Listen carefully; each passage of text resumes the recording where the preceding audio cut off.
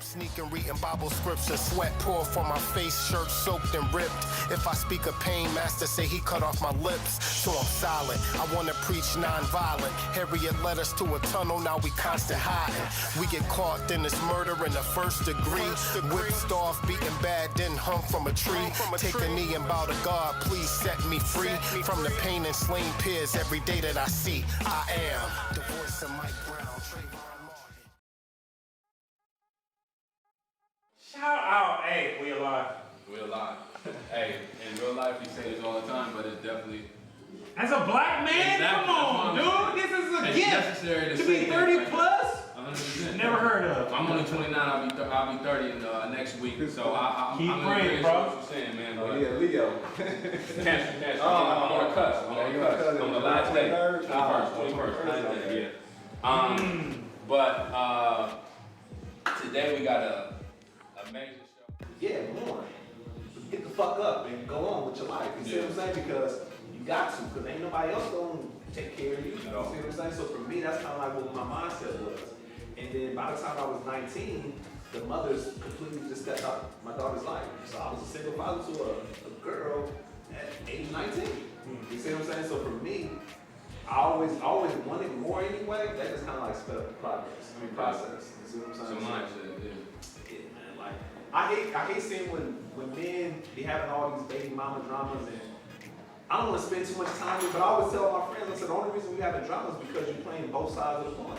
Like you don't want to be with the woman, but yet you want to have all the benefits of being in a relationship with a woman. So when you keep doing that to her, eventually she's gonna be scorned. So then she's gonna be like, nah, you can't. She's gonna do all those things. Like for me, we didn't go through no course systems. 1 week you have it, 1 week I have it. We didn't have to go to course to, agree on that, but it had everything to do with me as a man. Yeah. I was a 17-year-old boy, already a man, establishing like, hey, no, this is what we're gonna do. 1 week you have it, 1 week I have it. Nothing else to talk about. I don't care what you got going on, this is what was gonna happen. I was 19 trying to go off to school in Texas. My mom called me like, hey, she ain't been picking up your daughter, you need to come back home. Came back home. And that's what it was. But a lot of the men who have all these baby mama dramas and stuff like that, they didn't establish themselves as men in that relationship. Not being like, oh, she gotta be submissive, but setting some real parameters that are easy for her to get along with, easy for you to get along, like that teamwork. But everybody would be like these enemies, like, oh, nah, this is my child. Yeah. Because most men had a child for 2 days out of the week and be complaining about having to pay child support. What about, nigga, if you have a child for a week, and then she had a child for a week, then you equally taking the responsibility. But 2 days ain't equally taking. 2 days out of a month is not taking equal responsibility. You see what I'm saying? See, those are things I never have to worry about, because when her mother or her family was trying to call all this type of drama, I didn't argue with them. I always tell myself, I don't argue with women. Go get a dude to come argue with me. They could never do that, so it was nothing to argue about. You see, so I was establishing myself as a man, saying that, hey, I'm not getting into arguments with women that are not my mom, not my sister, I wasn't doing that. But I said, go get a man to come argue with me, because then I knew at that point I could at least beat him up, or have a fight. I could at least have some aggression to take out in the event that it got to that point. I'm not doing that with a woman, so why am I going to argue with a woman? Like, and that's kind of like my whole thought process. My mom said, man, don't argue with women, you walk away from women when you argue. You know? So that's what I did. It's just a transfer. They used to call me talking crap, I just hang up the phone. Yeah. Like, it's a transfer of masculine energy in a positive way. It ain't, you don't gotta do nothing crazy, put your hands on or something like that. That's the weak way of doing it. If any man listening and watching, you don't put your hand on a woman, that's a lose-lose. That's a lose-lose, exactly. So, but what's some quick tips you give to the young fathers for financially and for oh man, just number one, be there, right? Because it's easier to be there, and it's more of an investment into that child being there, because the child will grow up having your presence, right? It's sort of like a mom is raising a child in the womb, right? So they have this relationship with the child automatically, whereas most fathers don't have no type of connection besides that's my child. Right. You see what I'm saying? So most fathers, when the child is born, they don't build no physical connection. So one of the things that I learned at an early age being a father is that you gotta have that skin-to-skin contact, right? Because a woman has that automatically, right? So this is why it was so easy for me to be able to step into a role, because it became natural now. Because I actually was present with a child, not just watching a child, but I was present with that child. The child would fall asleep on my chest. It was a connection at that point. You see what I'm saying? And I think for her mom, she kind of like missed out on that because she had a C-section. So the first 30 days of my child's life, she stayed with me because her mother wasn't healed. So she missed out on 30 days. Just think about how many men miss out on those first 30 days of a child's life and can never have a connection now. Why the child is crying? The child like, we got a connection. You know what I'm saying? So being there is probably way better than your finances because if you're a young parent, you don't got no money. You still depend on your mom. You see what I'm saying? On your father. Like, so for me, it's just being there. As long as you be there, other things will start to click. You see what I'm saying? It's a natural progression, right? If you're not there, you're absent-minded, playing video games, playing with your friends, doing all those other things, then you ain't gonna have no progression. Being with that child is gonna allow you to start to progress. You see what I'm saying? And that's why mothers produce milk. You see what I'm saying? Because they have a baby, their body is changing, it's natural progression. You see what I'm saying? So same thing with a young father. He's gotta be there. Everything else will start to fall into place like dominoes. That's a good question. This nigga got big six over here, man, straight out. Yeah, him being a father, that was a great question for him. I don't have kids, so I don't really. I like to soak up the game when he has this conversation with his parents. Because I don't got it yet, but when I do, I know now because I done learned it, I done heard it. You know what I'm saying? I've seen it visually, and I see that you're doing what you say you did. Like tucking that baby, that car seat, nothing like that. You go to the hospital and get that scared. You know what? And the moments, bro, I'm trying to tell you. The scariest part of bringing home a newborn is the car seat. Like Speed! are they in there? Right. Is it too This tight? down here clean. The baby like this big, but the car seat like that. Right. It's gonna fall out. Okay, somebody sit in the back and just hold the car seat so it don't move too much. It's like all those things. Yeah. And then it's like a child throwing up. And they can't get it out. I was like, oh, I can't do that. I mean, when my daughter did it the first time, she was about 4 years old. She was throwing up and she started choking. And I couldn't do nothing. You know, like I'm trying to help her out, but it's like those are things of being a parent. It's like you're literally not in control of certain situations. This is why it's so important for the young people to have brotherhood, sisterhood, right? Because your parents are not gonna always be there for some of your most trying times. You see what I'm saying? But if you got shitty ass friends for your shitty ass times, guess what's gonna happen?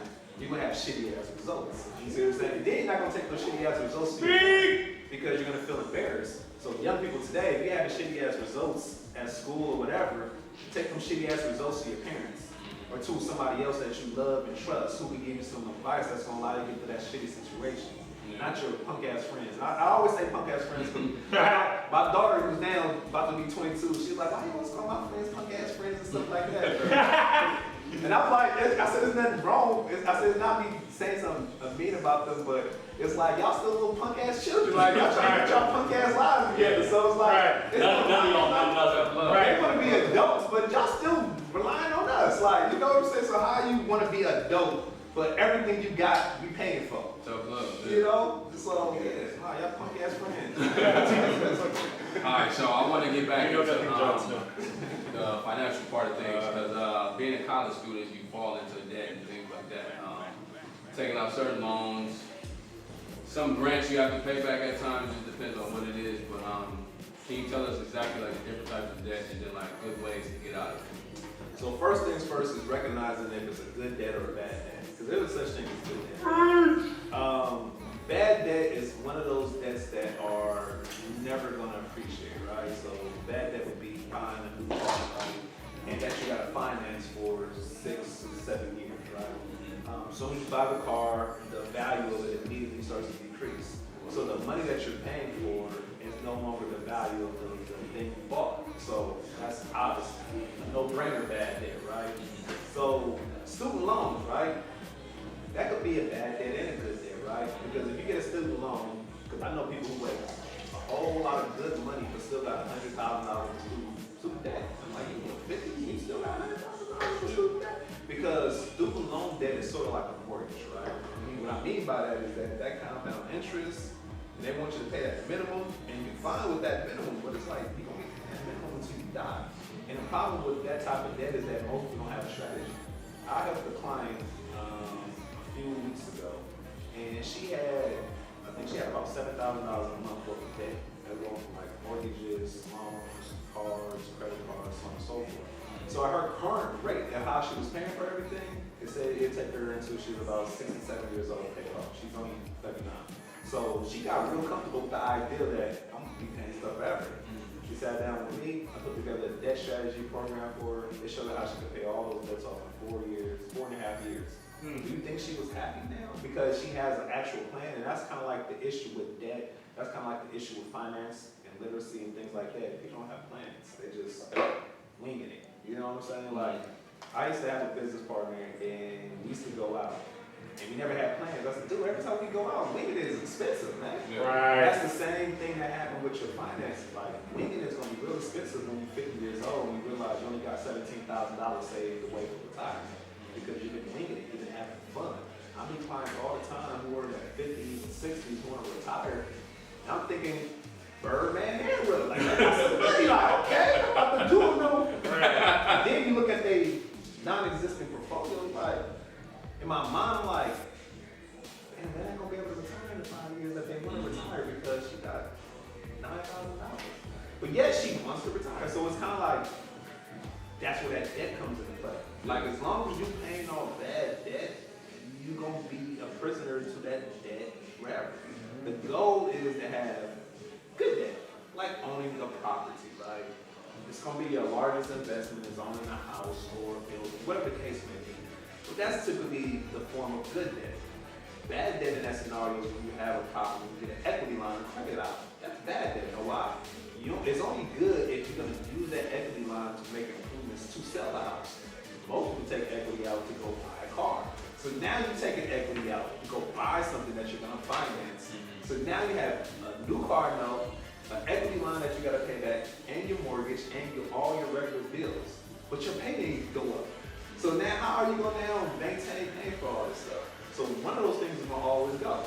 Sorry to cut you off, but for the average listener, a lot of people don't know what equity means. So kind of dumb it down as much as you can, then continue back. So- because a lot of people don't know what that word. Right. I'm gonna be honest. I'm just being real. Yeah. I'm just trying to give everybody that's listening and watching as much as they can possibly the take. simplest way to explain what equity is just something you own. Okay? It's just if you had a pie and you took one slice of that pie, that's your equity. Okay? So it's just a piece that you own. Right? So for example, when a house builds up, the house has one value, but then it has something in excess of that value. Then people access a loan to get that excess value, and that becomes ownership. So they take an equity line of credit on that additional portion. I know we got a real estate guy here. He could probably give you a better, but I think that's probably like the easiest way to kind of like explain it. I just want to make sure just get it. That's all. Yeah. But it's just basically like taking another line of credit out on something that you don't necessarily have. You see what I'm saying? Yeah. So you get credit because you don't have the money to buy something, right? There's nothing wrong with that. But the problem is that we get credit on things and you're using credit to buy the wrong things. You're buying things that depreciate, right? Versus buying things that are going to appreciate in value, right? So that's kind of like the issue right there. Yeah. But yeah, man. So what was the original question was about? It was pretty much good ways to get out of debt and some advice. Okay, so number one is just having a strategy. And everything I'm talking about, I help people with this stuff free. And people are like, man, how much you charge for? And unfortunately, the position I'm in, I can't really charge people for advice per se. And I'm really trying to explore my option in terms of, do I only want to work with clients that have to pay me a fee, or do I want to keep helping my people? Because right now, if you need me to do like a debt strategy program for you, I do that stuff for free. Because I know if I help you get out of debt now, and I show you how to become an investor, it's a lot easier for you to become an investor. You see what I'm saying? But if you're in debt, how you gonna now be trying to invest? I mean, you can do it simultaneously, but then it all starts with you looking in the mirror and you're like, damn, I spent money here, and this thing ain't bringing me nothing. Let me stop doing that and redirect this money here. You see what I'm saying? It's just little small changes, small sacrifices that help people get out of debt. You know, I remember my wife and I, we had bought a vehicle, and this is before I even like really dived into financial literacy. But I realized how interest worked. So what we did was we paid the first car note when it was due. Then immediately after that, like literally like about 10 days later, we sent in another payment, which was half the car note. But what we were doing in essence was outpacing the interest, right? Because it takes 30 days to accrue. This is why the interest keeps staying there, not going away. So all we were doing was just outpacing. So instead of it getting 30 days to accrue, you only got 10 days to accrue. So we just kept doing it. So a car that was going to take us 5 years to pay off, we paid it off in 2 years. all because it was outpacing the interest, so interest couldn't accumulate as quickly. You see what I'm saying? Just small things like that. They don't. If you know how interest works, and it literally tells you the daily interest is $8 or $10. So if you know between each payment, $10 of interest is 30 days between each payment, that's easy math right there. 10 times 30. You see what I'm saying? So it's just things like that. That's why when we first get a loan, so much of it goes towards the interest versus going towards the principal. So what we were doing in essence was outpacing the interest, so more of the money would go to the principal. So if the principal is getting reduced, then the interest amount on that principal is not going to be as high as it was when we started off. A $50,000 car with 5% interest looks a whole lot different on a $40,000 car with that same 5% interest. So we were just outpacing the interest, man.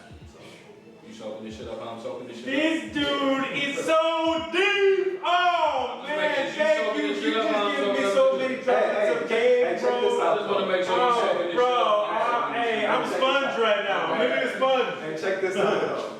You know the minimum payments on your credit card, you can still pay the minimum, but just think if you sent the minimum in a week beforehand, 2 weeks beforehand. Even if you just broke that down, you see what I'm saying? You're still outpacing the interest. Because the interest takes days to accumulate. That's why they say, hey, pay this minimum in this 30 days. And you good. You see what I'm saying? But just imagine you just pay that minimum in 15 days.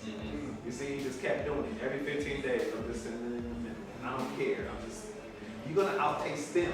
You see what I'm saying? The goal, they want you to take your time to pay them back. Right. So you could be a prisoner and you could be enslaved to them for a longer period of time. Just like the student loan.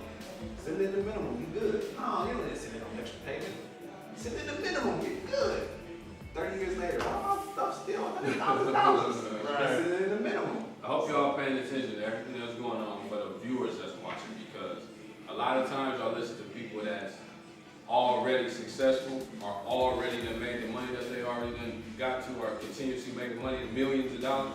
That's the type of people you want to listen to. You don't listen to somebody that looks like you. Not to say that he's on the level that we are, because mentally and financially he's more intelligent than I am. Pretty sure, I don't know. Okay, so understand that you have to take game from whoever it is, especially him being older than me. I'm listening to everything that he's saying. Word up. Because it tastes good versus drinking some cold water on a hot sunny day. You know what I'm saying? So, yeah, man. Word up. For me, I don't know about him right now. I'm really enjoying this. I'm soaking up literally. Man. Everything you're saying right now is things I heard before, but also other things that I haven't really, picked up from people. And like I said, we didn't get on this type of game. Right. You speaking on the financial aspect is something that you clearly sound like you're passionate about. Something that you really love to do. So just if you can answer this question for me, outside of the financial consulting, financial costs, and other things you do as far as finances is concerned, tell me 3 things you are ultra passionate about outside of that. My family.